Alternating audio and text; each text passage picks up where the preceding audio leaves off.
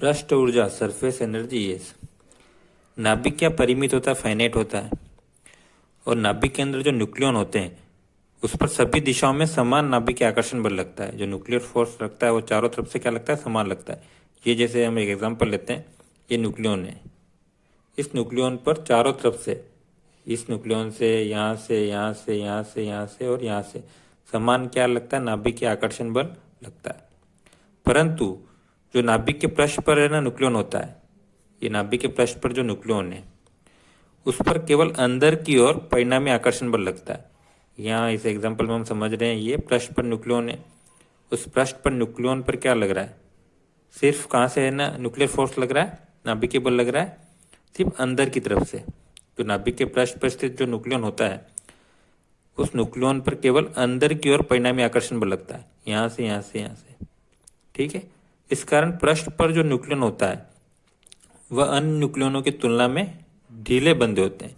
जो पृष्ठ per nucleon होता है वह अन्य न्यूक्लियनों की तुलना में ढीले बंधे होते हैं, क्योंकि इस पर है ना जो यहाँ पे जो नाभिक आकर्षण बल लग रहा है वो समान रूप से चारों तरफ से लग रहा है। जबकि जो पृष्ठ पर होता है, पृष्ठ पर स्थित न्यूक्लियन पर केवल अंदर की ओर परिणामी नाभिक आकर्षण बल लगता है। इस कारण ये जो है ना न्यूक्लियन ढीले बंधे होते हैं। जो न्यूक्लियन सरफेस पर होते हैं वह कंपन की अवस्था प्राप्त कर लेते हैं, क्योंकि इनकी बंधन ऊर्जा क्या होती है, कम होती है। नाभिक का आकार जितना अधिक होगा, ठीक है, जितना नाभिक का आकार ज़्यादा होगा पृष्ठीय क्षेत्रफल भी उतना अधिक होगा। और इस अवस्था में जो ऊर्जा होती है उसको क्या कहा जाता है, पृष्ठीय ऊर्जा कहा जाता है। जो पृष्ठ पर न्यूक्लियन होते हैं वो अन्य न्यूक्लियनों की तुलना में ढीले बंधे होते हैं। और द्रव बूंद में पृष्ठ तनाव के समान, जो द्रव बूंद में सरफेस टेंशन होता है उसके समान ही नाभिक के पृष्ठ पर भी एक नाभिकीय पृष्ठ तनाव, न्यूक्लियर सरफेस टेंशन उत्पन्न हो जाता है। इस प्रकार बंधन ऊर्जा नाभिक की पृष्ठीय ऊर्जा के बराबर मात्रा में कम हो जाती है। ठीक है, बंधन ऊर्जा नाभिक की जो पृष्ठीय ऊर्जा है उसके बराबर मात्रा में क्या हो रही है, कम हो रही है। ठीक है, और ये पृष्ठीय ऊर्जा नाभिक के पृष्ठ के क्षेत्रफल की क्या होती है, समानुपाती होती है। तो जो ES होगा वो किसके प्रोपोर्शनल आएगा, सरफेस एरिया के। ES is proportional to surface area. Surface area पृष्ठ क्षेत्रफल की क्या होती है, समानुपाती होती है। और सरफेस एरिया का जो है ना मान कितना होता है, यदि त्रिज्या हम R मान लें, ठीक है, तो ये इज प्रोपोर्शनल टू आ जाएगा 4πr²। ये इज प्रोपोर्शनल टू 4πr²। यहाँ नेगेटिव साइन आएगा, माइनस का निशान आएगा। यहाँ ऋणात्मक चिन्ह यह दर्शाता है कि पृष्ठ ऊर्जा के कारण जो बंधन ऊर्जा हो रही है वो क्या हो रही है, कम हो रही है या घटती है, इसलिए नेगेटिव साइन आता है। ठीक है, नेगेटिव साइन आएगा। S is proportional to -4πr²। और आर का फॉर्मूला हम पढ़ चुके हैं, क्या होता है, आर बराबर R0 e⁻1/3।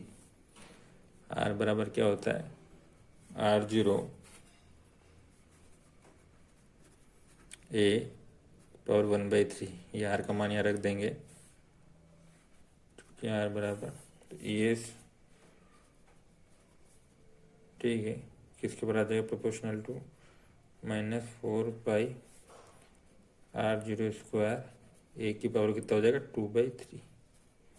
और ये प्रोपोर्शनल का निशान हटेगा तो एक नियतांक आएगा, ES बराबर AS, तो -AS।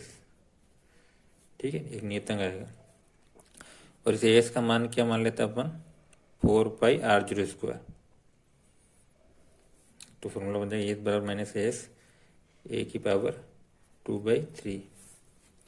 यहाँ एस एक नियतांक है, ठीक है, इसका मान कितना है, 4πr02। और नेगेटिव साइन क्यों है, क्योंकि पृष्ठ ऊर्जा के कारण बंधन ऊर्जा क्या हो जाती है, घट जाती है। यहाँ एस एक नियतांक है।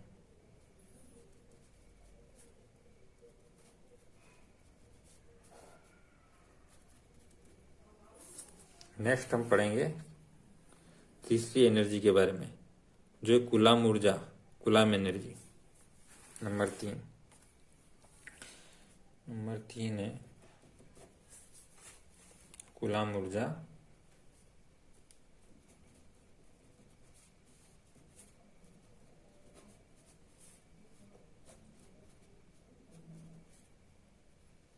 कूलाम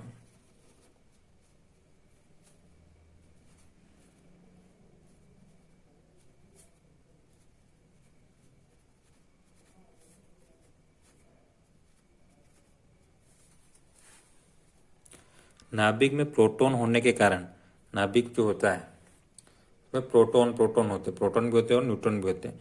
तो प्रोटॉन होने के कारण इनके बीच क्या लगता है, प्रतिकर्षण बल लगता है। ठीक है, पॉजिटिव होता है इसलिए आपस में क्या करते हैं, रिपल्स करते हैं। तो नाभिक में प्रोटॉन होने के कारण इनके बीच प्रतिकर्षण बल लगता है, और जैसे जैसे नाभिक में प्रोटॉनों की संख्या बढ़ती जाती है वैसे वैसे इनके बीच प्रतिकर्षण बल भी क्या होता है, बढ़ने लगता है, और नाभिक की बंधन ऊर्जा क्या होती है, कम होने लगती है। यदि हम मान ले कि नाभिक का आवेश जेडी इसमें समान रूप से वितरित है, तो कूलाम के नियमानुसार नाभिक में प्रोटॉनों की स्थित ऊर्जा ज्ञात की जा सकती है। यदि नाभिकों में प्रोटॉनों की संख्या बढ़ती जाएगी तो प्रतिकर्षण की मात्रा भी क्या होती जाएगी, बढ़ती जाएगी, और नाभिक का जो स्थायित्व है उसमें क्या हो जाएगी, कमी हो जाएगी। नाभिक में जो प्रोटॉन होते हैं, प्रोटॉनों के कारण क्या होता है, इनके बीच में प्रतिकर्षण बल लगता है, और जैसे जैसे नाभिक में प्रोटॉनों की संख्या बढ़ती जाती है वैसे वैसे ये प्रतिकर्षण बल भी क्या होता है, बढ़ने लगता है, जिसके कारण नाभिक के स्थायित्व में क्या आती है, कमी आ जाती है, और इसके कारण इसकी क्या होती है, बंधन ऊर्जा कम होने लगती है। यदि मान लें कि नाभिक का आवेश जेडी इसमें समान रूप से क्या होता है, वितरित है, तो कूलाम के नियमानुसार नाभिक में प्रोटॉन की स्थिति ऊर्जा का, ये प्रोटॉन की स्थिति ऊर्जा होती है वो निम्न सूत्र से ज्ञात की जा सकती है। ठीक है, फॉर्मूला होता है जो प्रीवियस क्लासेस में हम पढ़ चुके हैं। ई बराबर होता है, ई बराबर फॉर्मूला होता है 3/5 KQ² अपन क्या होता है, आर होता है। कूलाम स्थिति ऊर्जा का फॉर्मूला है।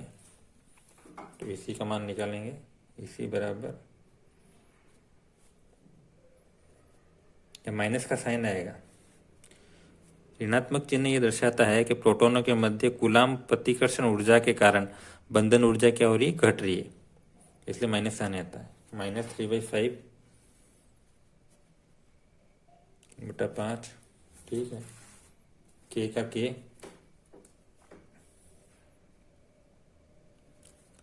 ठीक है। प्रोटॉन पर आवेश अपन मान लेते हैं, जेडी आवेश अपन ने मान लिया है, तो जेडी दूसरे पे हो जाएगा Z-1 ई, अपन कितना हो जाएगा, आर का मान हम जानते हैं चूंकि आर बराबर होता है R0 e⁻1/3,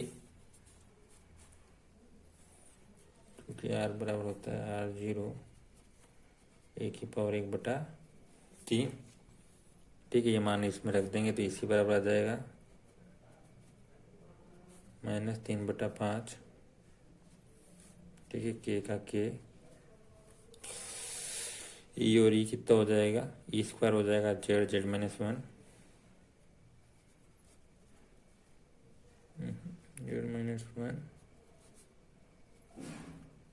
E², ठीक है, आर का मान भी रख दिया R0 e⁻1/3, ठीक है। तो इसी बराबर ये जो है 3/5, ये भी अपना नियतांक है, ठीक है। ई का मान भी फिक्स होता है, ये भी अपना नियतांक है, R0 भी अपना क्या है, नियतांक है। तो इसको हम एक नियतांक मान लेते हैं AC, तो AC का मान आ जाएगा -AC, ठीक है, Z-1 अपॉन e⁻1/3, जहाँ यहाँ AC बराबर आ जाएगा 3/5 KE² अपॉन R0, ठीक। ये एक अपना क्या है, नियतांक है, एक नियतांक है।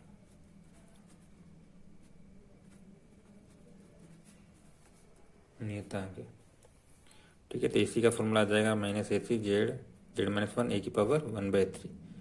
ऋणात्मक चिन्ह यह दर्शाता है कि प्रोटॉनों के मध्य कूलाम प्रतिकर्षण ऊर्जा के कारण बंधन ऊर्जा घटती है।